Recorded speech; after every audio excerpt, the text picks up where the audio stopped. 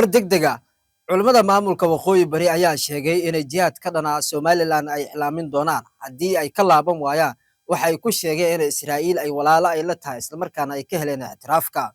culimada waqooyi bari ee Soomaaliya ayaa sheegay in jihaad ka dhanaa ee maamulka Somaliland ay iclaamin doonaan ee goordhow isla markaana ay sheegeen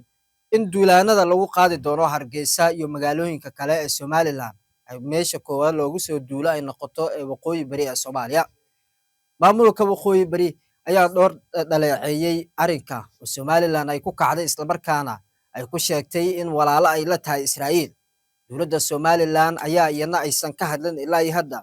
hadalka ka soo yoodhay ee culimada waqooyi bari ee Soomaaliya kuwaasoo sheegay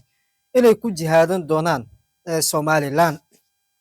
arrinka ayaa si weyn u qabsatay baraha bulshada kadib markii culimada maamulka waqooyi bari ee Soomaaliya ay sheegeen in Somaliland loo baahan yahay inay faraha kala baxdo waxa imika ay wado isla markaana dib ay ugu noqoto maamulnimadeeda ayna gaabsato haddii aqoonsi ay rabtana ay ka raadsato dalal kale iyo Soomaaliyaba ay dib ugu soo noqoto isla markaana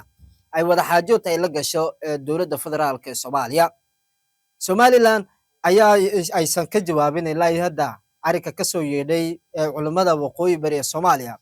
iyadoo si lamid ah ay wado wili arrimaheeda khaaska iyo danaheeda culimada waqooyi bari ayaa hadalkeeda ku sii daray in loo baahan yahay in Somaliland ee dadkooda ay midoobaan isla markaana ay ka soo horjeestaan ee dowladooda haddii taa ay suurageli weysana ee maamulka waqooyi bari ee Soomaaliya ay iclaamin doonaan jihaad ka dhan ah ee dowladda Somaliland